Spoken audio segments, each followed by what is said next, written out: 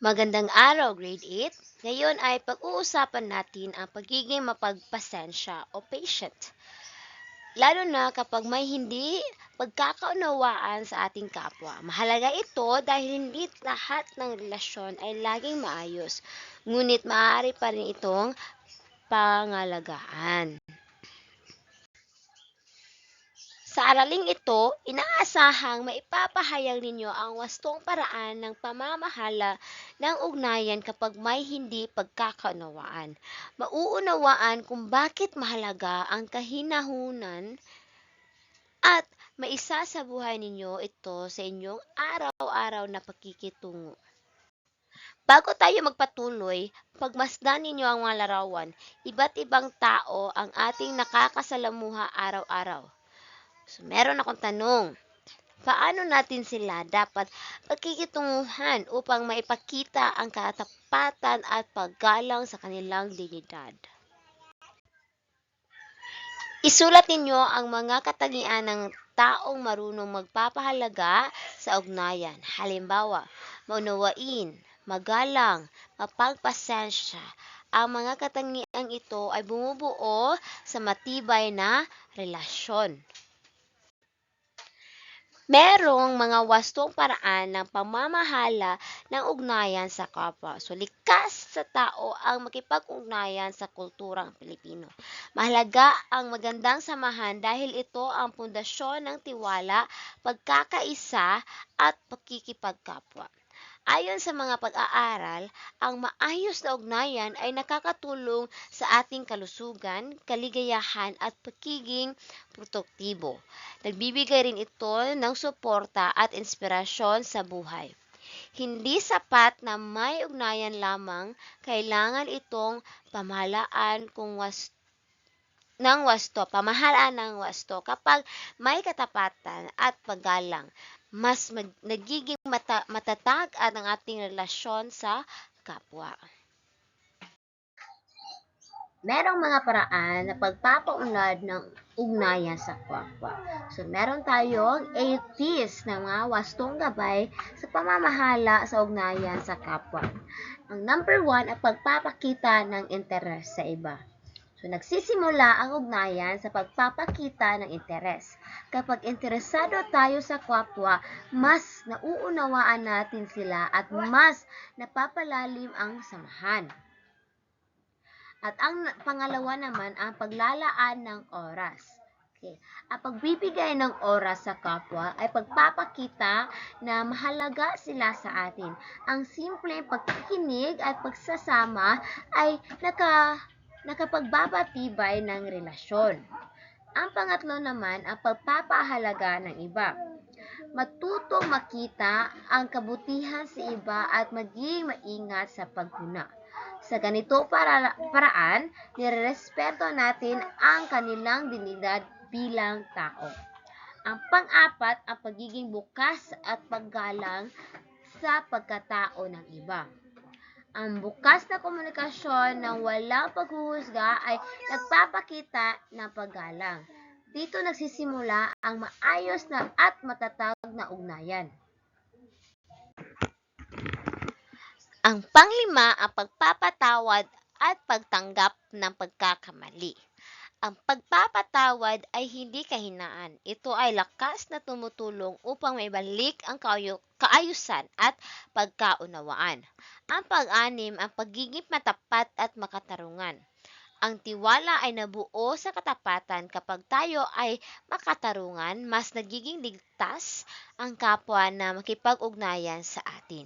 Ang pangpito, ang pagpapasalamat. Ang simpleng salamat ay may malaking epekto. Pinapalakas nito ang ugnayan at nagpaparamdam ng pagpapahalaga. Ang panghuli at pang-angwalo ay ang pagkikinig. Hindi sapat ang marunong magsalita, kailangan marunong ding tayong makinig. Sa pakikinig, nagsisimula ang tunay na pag-unawa. Ang betod ng kahinahunan, ang kinahunahunan ay kakayahang kontrolin ang emosyon sa gitna ng pagsubok. Ito ang tumutulong upang hindi tayo magpadala sa galit o bugso ng damdamin. Ang bertud ng kahinahunan ay maaaring taglayin ng bawat isa.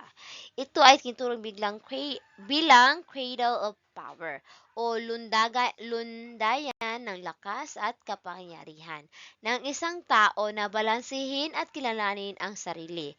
Kung wala ito, ang iba pang lakas ng tao ay hindi magagamit sa tama, maaabuso o walang mapaggagamitan. Ito rin ang nagbibigay sa atin ng kakayahang makipag-ugnayan at makisama. So, tinatawag itong cradle of power dahil dito nagmumula ang kakayahan ng tao na mag-isip ng malinaw at kumilos ng tama. Pagsasakilos ng wastong paraan ng pamamahala ng ugnayan upang maiwasan ang hindi pagkakaunawaan. Ang taong mahinahon ay marunong tumugon ayon sa sitwasyon. Minsan, mahinahon, minsan makatawiran, at minsan ay marunong maghintay bago kumilos. Ang hindi pagkakaunawaan ay kadalasang nagmumula sa maling komunikasyon. Ang tono, emosyon, at hindi malinaw na mensahe ay maaaring magdulot ng alitan. Kakulangan sa impormasyon, pagpapalagay, pagkiling at emosyon ay ilan sa mga dahilan kung bakit nagkakaroon ng hindi pagkakasundo. Mga kilos at paraan sa pagmamahala ng mabuting ugnayan sa kapwa sa panahon ng hindi pagkakaunawaan. So, ayon sa pag-aaral, ginagaya natin ang kilos ng iba. Kung mabuti ang ibinibigay natin, mabuti rin ang ating matatanggap. Una, alamin ang ugat ng problema. Ikalawa, igalang ang pagkatao ng kapwa. Ikatlo, makipagsundo at maghanap ng solusyon.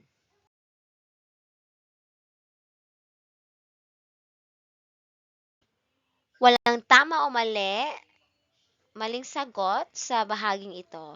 Sagutan ninyo ito ng tapat ayon sa inyong nararamdaman at karanasan. Ang resulta ay nagsisilbing gabay upang mas makilala ninyo kung gaano ninyo hinaharap ang hindi pagkakaunawaan. Performance task number 2. So, anong gagawin mo? So, bawat pangkat ay gagawa ng maikling role play. Ipakita ninyo ang wastong paraan ng pakikipag-usap at pagresolba ng hindi pagkakaunawaan. Isipin ninyo na ito ay tunay na sitwasyon sa buhay. Ipakita kung paano magiging mahinahon, makatarungan at mapagpasensya. Ito ang rubrics ng role-playing. Basahin mabuti ang bawat tanong at piliin ang sagot na nagpapakita ng kahinahunan at tamang pagmamahala ng ugnayan.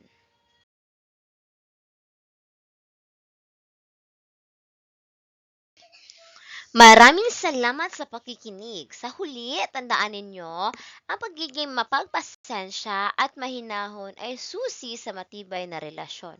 Hindi natin kontrolado ang kilos ng iba, ngunit kontrolado natin ang ating tugon.